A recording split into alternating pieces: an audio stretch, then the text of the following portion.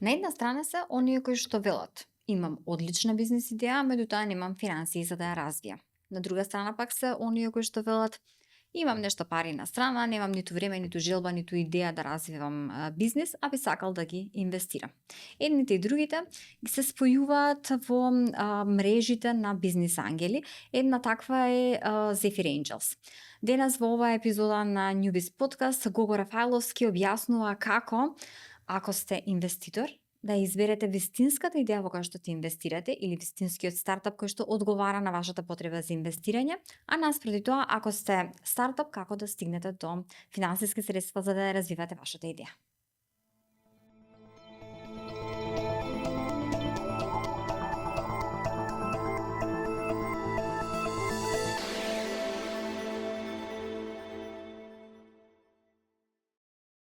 Кого? Добри дојде во Newbiz. Добро ве најдов. На самиот почеток, затоа што ти доаѓаш од стартапчиски свет, многу е интересно како луѓето влегуваат во стартапчиските приказни. Како што се случува? Ти текнува еден ден, јас сум за ова, или повлијаен од некого, или нешто што си прочитал, нешто што си видел, си имал пријател кој што бил основач или собственик на таква компанија. Како тргна се целата приказна? Морам да кажам дека мојата приказна тргна сосема случајно. Јас секогаш велев во оваа индустрија влегов случајно, но останав намерно. Мојата приказна е дека уште во студентски денови почнав да работам на еден проект кој што беше надпревар за најдобар бизнис план. И еден професор така случајно ни рече: дечки, постои можност да се надпреварувате како студенти, ќе има некои награди на општинско, на регионално ниво. И ние со колегиве, со колешкиве направивме еден тим и направивме една сосема од овој аспект регуларна бизнис идеја. Не беше нешто спектакуларно, не беше фантастично или не мислевме дека ќе го менуваме светот, но се пријавивме на надпревари и почнавме да правиме анализи за тоа нормално. Како ќе биде бизнисот, што треба да се направи, кои се потребни инвестиции, како ќе расте, ќе се развива, како ќе правиме пари. И победивме на тој локален надпревар. Што беше идејата, кажи, штом сте победиле, значи не било толку регуларно. Да, беше центар за дневен детски престој. Во тоа време беа нешто налик на детски градинки, но на приватната страна, не на државни детски градинки. И подоцна учествувавме на регионален надпревар. На регионалниот надпревар ми се чини дека не победивме, освоивме некој второ или трето место, не се сеќавам сега, но тогаш ми беше момент, овдека може да биде интересно како се прават стартапи, како се прават иновации, како можеш да креираш бизнис од само идеја, и баш така влегов во овој свет. Значи немав некој репер посебно да речам или некој големи познавања од стартап индустријата.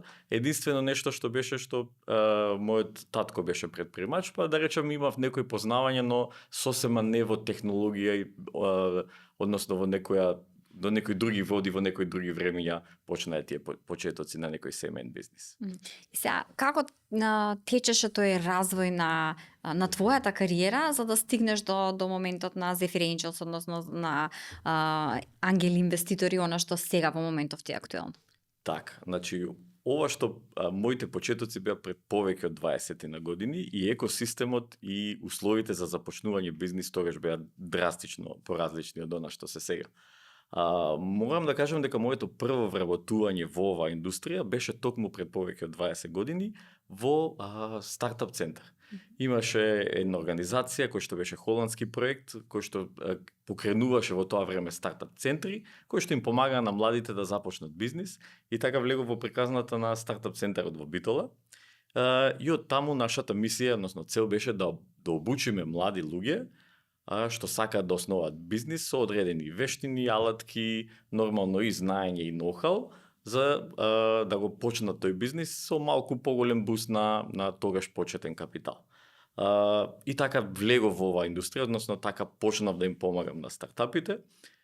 Подоцна од таму направивме бизнис инкубатор. На времето тоа беше релативно нова приказна, не многу луѓе знаеа што прават инкубаторите, како се развиваат стартапи.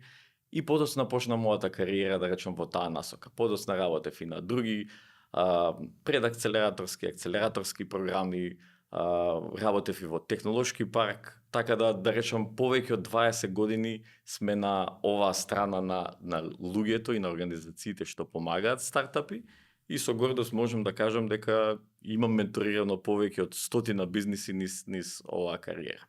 Те прашувам за тие 100 бизниси, ама она што сакам сега малку да се навратам ова што го спомена, многу малку луѓе знаат што прават акселераторите, што е сид, присид фаза. Објасни ни накратко што прават акселераторите, што се случува таму, кој е за таму? Така, акселераторите и инкубаторите во принцип имаат задача да ги спремат стартапите за бизнис светот. Тоа значи дека во бизнис инкубатор или акселератор најчесто можеш да влезеш со основна идеја, јас имам идеја за бизнис, сакам да го правам ова и ова, ајде да видиме како може акселераторот, односно некоја програма да ти помогне. Обично тоа се програми кои што се спакувани по теми. За да не го одиш низ формално образование или да не речеме потрошиш 4-5 години сам за тоа како да се спремиш да покренеш бизнис и да работиш и да оперираш бизнис, акселераторските инкубаторските програми го прават тоа во еден забрзан тек. Тоа значи за некои 3 до 6, некаде и 9 месеци, ти стекнуваш знаења, стекнуваш вештини, се вмрежуваш со луѓе и добиваш некоја инфраструктура или најчесто почетен капитал, за да можеш тоа рапидно да го направиш. И всушност тоа е улогата на програмите, да го забрзаат растот на стартапите за почетниот временски период. И како се влегува во нив? Едноставно некој решава, јас имам идеја, сакам да влезам, или има некаков скрининг, некаков рангирање, проверка дали си за таму, не си за таму? Најчесто овие програми имаат скрининг. Тој скрининг може да е многу лесен или може да е многу тежок, ние го викаме под наводници. Тоа значи дека во повеќето програми потребно е да имаш само идеја или тим за да можеш да почнеш да работиш на својата бизнис идеја. Во некои случаеви се барат многу построги правила, затоа што и програмите се така наменети. Ние викаме дали си во pre-seed фаза, во seed фаза или во некоја понапредна, зависи во која фаза си, влегуваш во одредена програма која што е tailor-made, односно скроена за тебе, за да може да ти помогне да го развиеш бизнисот во таа фаза во која што си сега. Тоа може да биде pre-seed фаза, каде што немаш многу работи направено, имаш само некои размислувања, некој MVP или minimum valuable product, или пак може да бидат понапредни фази на скалирање, кај што ти веќе имаш поставено продажба, имаш поставено некои метрики, имаш операции, сега ти треба фаза на експанзија или на развој во пазари надвор од Македонија, така да јас би рекол различни програми нудат различни сет на активности за стартапите. Од сите тие над 200 компании за кои што сметаш дека си им помогнал, си бил дел од нивниот раст, што можеш да заклучиш? Кој е профилот на личност на основач на стартап? Што има заедничко на сите? Има многу работи до кои што треба да има еден стартап фаундер, односно основач, но една од најглавните работи е истрајност и упорност. Нормално треба да имате добра идеја, треба да имате добар тим и скилсет, односно она што го викаме вештини, но најважната работа е како се чувствуваш однатре. Односно, ние викаме каква е пасијата, твојата пасија за она што го работиш. Затоа што верувајте, цел сет на активности се денес можеш да научиш, можеш да дознаеш, можеш да прочиташ, но пасијата е она што од внатре те води кон некој бизнис и тоа многу тешко се реплицира. А од друга страна, кај луѓето многу добро се познава пасијата. Односно, можеш да препознаеш од прва дали некој има пасија за нешто, вклучително и за стартап бизнис, или нема. Така да пасијата според мене е една од главните критериуми на листата. И сега кога го прашав Горијан Јовановски од Earth Care и Air Care, каков е стартапџискиот живот, ми рече стресен. Што значи тоа? Дека пасијата го компензира стресот, дека задоволството е поголемо од стресот? Баш така, значи стартапџискиот живот е многу стресен затоа што ти немаш многу време, немаш ресурси и немаш многу капитал за да направиш нешто соодветно како што треба. Односно треба да се движиш брзо, треба брзо да паѓаш и брзо да стануваш. И тоа е она што ги издвојува претпремачите од класичните бизниси. Јас би рекол треба да се има посебен карактер за да бидеш во стартап индустријата. Тоа не значи дека сегогаш треба да бидеш под стрес или сегогаш треба да правиш, да носиш одлуки кои што се стресни, но во принцип Стартапите во теорија не треба да постојат, затоа што немаат продукт, немаат маркетинг, немаат селс, се останува на индивидуата или на основачите, на тимот. Тоа подразбира дека треба многу decision making за многу кратко време, но и се прават многу грешки. Работата во стартап светот е да учиш од тие грешки, брзо да стануваш и да продолжиш понатаму. Еден од стресорите во стартапџискиот живот е сигурно кај да најдам пари. Значи како до финанси и веројатно како одговор до некаде на тоа прашање кај да најдам финанси се формираат и овие фондовите за venture capital и синдикатите на ангели инвеститори и од тука ми се наметнува прашањето од каде идејата за Zephyr Angels. Така, ова идеја за Zephyr Angels, да речам, ја размислуваме повеќе од 2-3 години надазад, иако Zephyr Angels постои нешто повеќе од 2 години сега. Тоа значи дека и низ работењето, низ текот на помагањето на стартапи во кариерата, секогаш едно од најгорливите прашања во Македонија, но и во регионот и во светот е како да најдам пари за мојот бизнис, односно кој ќе може да ме финансира. Па така да во светот постојат повеќе извори на капитал, ние ги викаме ризичен капитал. Ризичен капитал е капиталот што влегува во стартапи во било која од фазите. Така да постојат институционални инвеститори како еве бизнис инкубатори, акцелератори, постојат и бизнис ангели кои што нормално го ставаат својот капитал и постојат VC фондови. VC фондовите се фактички инвестициски фондови кои што се специјално наменети да вложуваат во вакви стартапи, односно ризични бизниси. Потребата тргна токму од тоа, да видиме на кои предприемачи во Македонија можеме да им помогнеме и како. Односно, кога работев на една акцелераторска програма, еден од условите кои што го креиравме, да избегнеме од класичниот шаблон на окей, дојди на акцелераторска програма, ќе пичираш пред инвеститори, можеби ќе им се свигаш, можеби не, и ќе ти дадат финансирање или можеби нема да добиеш финансирање. Рековме, што е кога свртиме програмата, да речеме, окей, ако влезеш во програмата, имаш обврска да најдеш пари од приватни инвеститори. Значи, ние ќе дадеме пари како програма, само ако најдеш пари од приватни инвеститори. И тога се случи нешто неочекувано, многу од индивидуите, односно лицата што сакаат да финансираат стартапи, рекоа, видете, ние имаме капитал, сакаме да вложиме во некој стартап, но немаме доволно ресурси или ноу-хау или не знаеме како формално правно се изведува процесот, дали може да не научите. И тогаш тргнавме во мала едукација, окей, ние имаме програмата, вие сакате да вложите во стартапи, ајде заедно да го изодиме патот. И fast forward се сретнавме со истомисленици, односно еден од моите соосновачи во Zephyr Business Angels, Игор, кој што го, by the way, го знам од бизнис инкубаторот Битола. Јас тогаш бев на страната на поддржувач, он беше од страната на стартап. Значи, неговиот прв стартап беше таму, маркетинг агенција кој што и денес работи. Во меѓувреме он разви повеќе бизниси, стана серијски предприемач, почна на мала врата да инвестира во некои бизниси онлайн надвор од Македонија.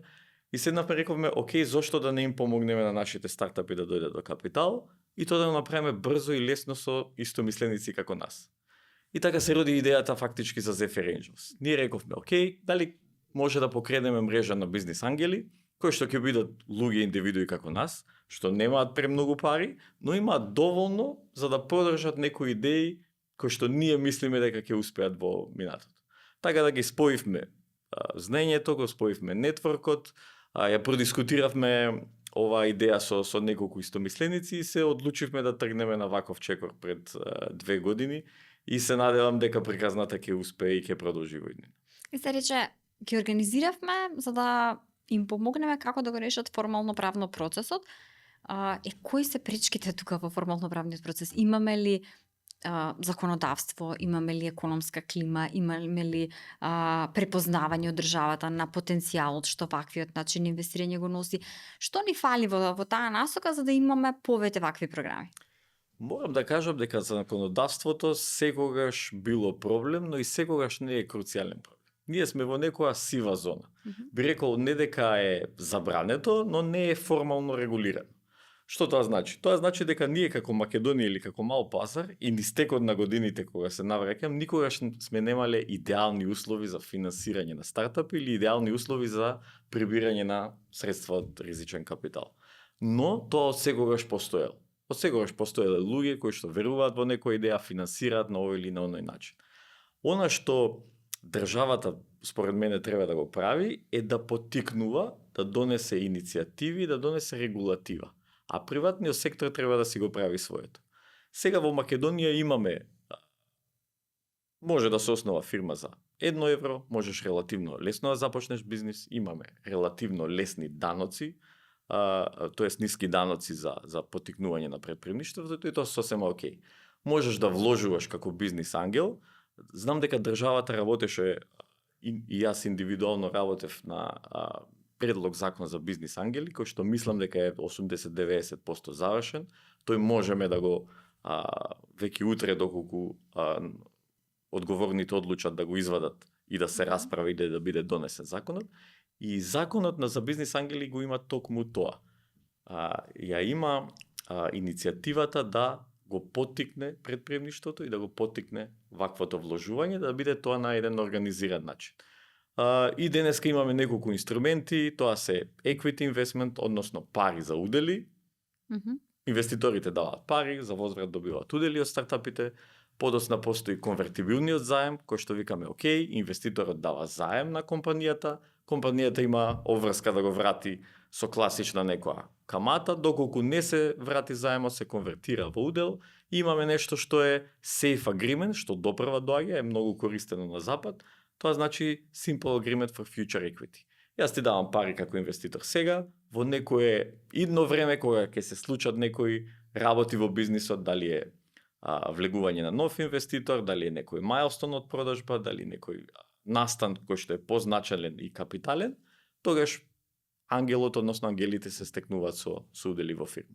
Така да би рекол дека законодавството секогаш не ни било силна страна, но и без тоа работите се движат и идат во добра насока. Неколку пати спомена ризично инвестирање, ризичен пласман на капиталот, би се рекло. Што значи тоа ризичен? Како од позиција, да речеме, на Zephyr Angels, како бирате? Да, сите се високо ризични, ама кој е со најголем потенцијал да го оправда тој ризик? Така, инвестирањето во стартапи е ризичен бизнис. И тоа го кажуваме и на сите инвеститори, и на сите учесници во екосистемот. Затоа што ако сте инвеститор, вие првин гледате да инвестирате во понеризична класа на средства. Стартапите се ризични сами од себе затоа што многу работи се непредвидливи. Времето е непредвидливо, пазарот непредвидлив, технологијата непредвидлива и се што може да тргне наопаку, може да тргне наопаку во еден стартап, но ризикот значи голема награда. Тоа значи дека, окей, вие може да го преземете ризикот, да го менаџирате, но условот за добивање на награда на крајот на денот е исто така голем. Односно имате големи шанси да дуплирате, да тридуплирате, дури во некој случај 10-кратно да вратите инвестицијата, токму поради тој ризик. Тоа значи дека сите стартапи во принцип се ризични, но ние гледаме како тој ризик да го намалиме.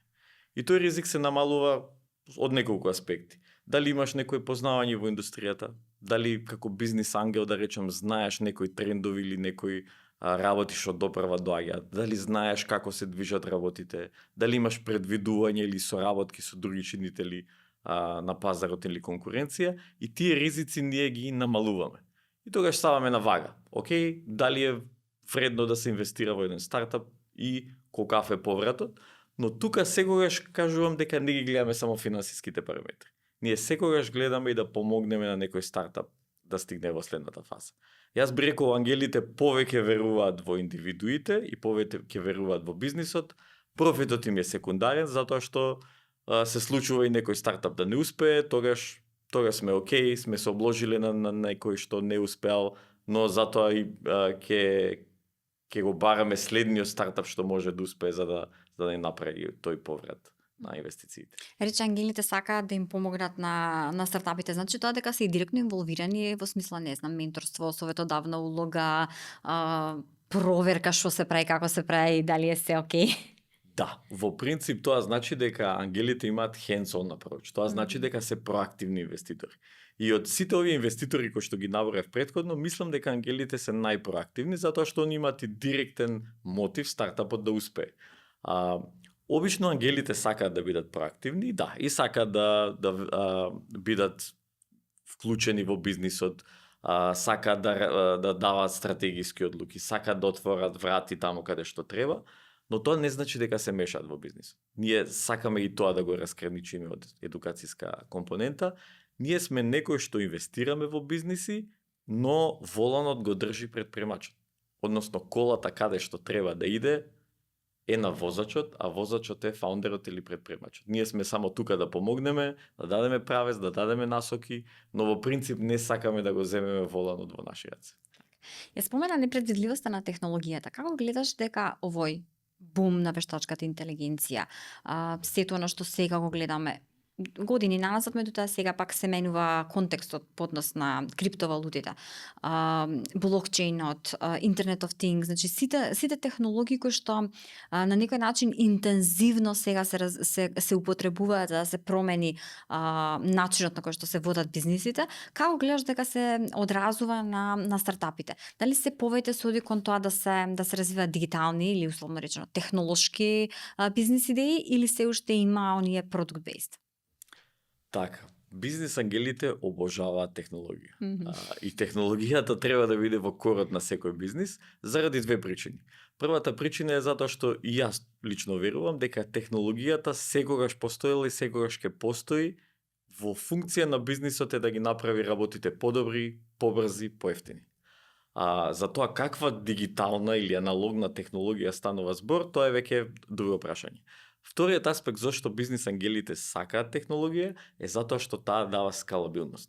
Скалабилноста значи со одредена технологија ти имаш повеќе шанси за успех на пократок период.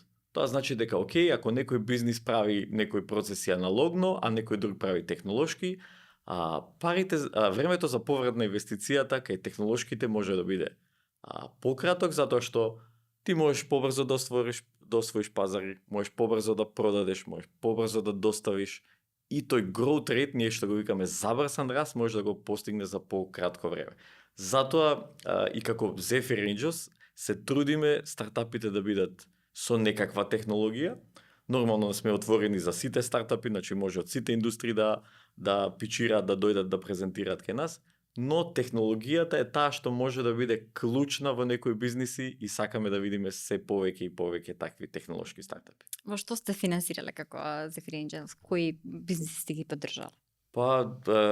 Еве кажавте Горијан од Redcare е една од тие приказни. Имаме досега инвестирано во e-commerce, имаме инвестирано во блокчейн, сакаме да инвестираме и во технологии кои што се софтвер. Моментално разгледуваме и во pipeline се некои такви стартапи, но во принцип се сите тие со некоја технолошка компонента. Нормално сега се повеќе идат и AI, се повеќе идат и финтек, медтек бизниси и тоа е супер интересно. Например, во медтек индустријата се обложува на многу долго време, затоа што постојат стриктни процедури, постојат стриктни правила и патот до комерцијализација понекогаш може знае да биде подолг. Кај крипто, например, индустријата, инвестиравме во еден стартап многу брзо лани, направи бум заради крипто пазарот, но заради исто и перформансите и да речем growth potential на тимот и на самиот стартап, така да веруваме дека и доправа ќе следат исто така такви бизниси. И нормално сега актуелно е вештачката интелигенција и AI. Се што може да има добра примена во AI, ни е интересно, но исто така знаеме дека многу од AI стартапите фактички позади завесата се ChatGPT, така да се трудиме во исто време да демистифицираме дека во светот на бизнисот не е да така лесно работите, односно треба да се направи тој чекор 2 екстра или плюс за да добиеш некоја вредност и за инвеститорите и за клиентите во исто време. И сега кога зборуваме за добивањето вредност и кога зборуваме за тоа дека се обложуваш на долг рок, како си ги враќаат инвестираните средства? кој е некој реален рок можеби за да ги добиеш од екзит или да добиеш поврат на тој заем, еве некој стега да рече имам вишок пари што можам да ги инвестирам, какви очекувања да си постави? Така, ние секогаш викаме дека очекувањата за тоа за колку време може да си ги поврати средствата треба да се движат од 5 до 7 години. Во песимистичко сценарио тоа може да бидат и до 10 години, во оптимистичко сценарио може да бидат и до 3 години. Зависи од нормално која индустрија, кој стартап, да речеме зависи од многу екстерни фактори, како се наредиле коцките, дали имало некој ивент што ја забрзал некоја индустрија или забрзал некој тренд или пак успорил, и сме имали низ историјата такви случаеви, но 5 до 7 години некој е идеално сценарио за поврат на инвестициите. Овде сакам да напоменам дека бизнис ангелите не се кладат на еден стартап, се кладат на портфолио на инвестиција. Тоа значи дека, и ова е сеграде случај од Северна Америка, Азија, Африка, Европа, дури во Македонија, ако имате, да речеме, 10 стартапи во кои што сте инвестирале, 4 од нив ќе пропаднат. Тоа бидете сигурни. 3 од нив ќе бидат окей, значи ќе прераснат може во бизниси, ќе имаат некоја профитабилност, сама да има да бидат спектакуларни. 2 од нив можеби ќе бидат супер, ама нема да го имаат тој екстремно силен потенцијал, и една ќе треба да ги врати парите за целото портфолио, за сите 10. И тоа е метриката, да. Ние сите ја бараме таа една компанија што може да ти направи масовен поврат, но во принцип треба да се кладиш на повеќе места, да ги ставиш јајцата што се вели во различни кошници и да очекуваш дека портфолиото треба да ти врати значаен поврат на инвестиции, и тој треба да е некаде над 3 пати од инвестицијата, во некои случаи 10-12 пати, но пак ќе кажам тоа е from case to case или од случај во случај за стартапите. За крај, кој е капацитетот на Zephyr Angels? Какви ви се плановите, визијата, колку може да изинвестирате и колку може да примите луѓе кои што би биле заинтересирани да станат ангели инвеститори?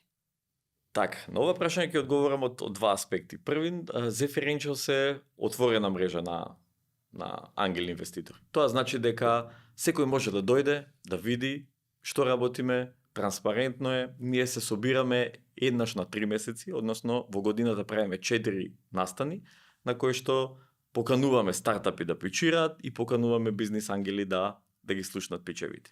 Од страната на бизнис ангелите секој може да дојде и да биде член. Ние немаме некое формално членство, се е бесплатно, се е транспарентно, и многу луѓе доаѓаат, викаат окей, сакам да видам како ги правите работите и сакам да бидам учесник во ова. Викаме окей, дојди, донеси си некој пријател, види како работиме, и имаме супер иницијатива да оние што по прв пат се студираат со темата или се среќаваат, можат да го искусат процесот.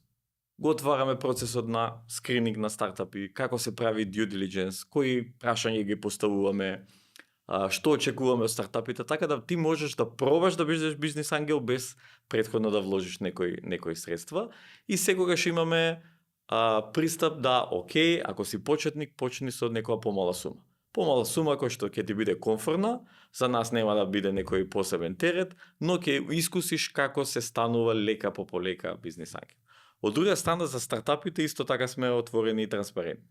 Значи немаме некој entry fee, можеш да бидеш на било која програма, можеш да бидеш во било која фаза, само бизнисот треба да има некоја логика и треба да биде интересен за неколку барем бизнис ангели, за да направиме тој синдикат кој што ќе вложи во твојот стартап.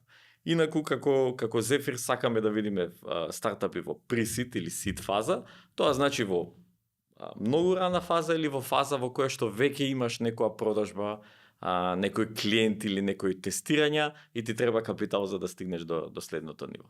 Така да, оваа прилика ја искористувам да ги повикам и инвеститорите што сакаат да бидат бизнис ангели. Тука сме, знаеме процесот, можеме да ве онбордаме и лека по лека да ги учите чекорите. И од друга страна да ги повикам стартапите кои што имаат идеја. Има бизнис ангели во Македонија кои што финансираат стартапи, дојдете, ќе се запознаеме, ќе пиеме кафе и да видиме како можеме да ви помогнеме на вашиот проект и стартап. Така. Многу интересни информации сподели, јас ти благодарам што беше дел од оваа епизода на Newbies. Ми беше чест и задоволство. Благодарам.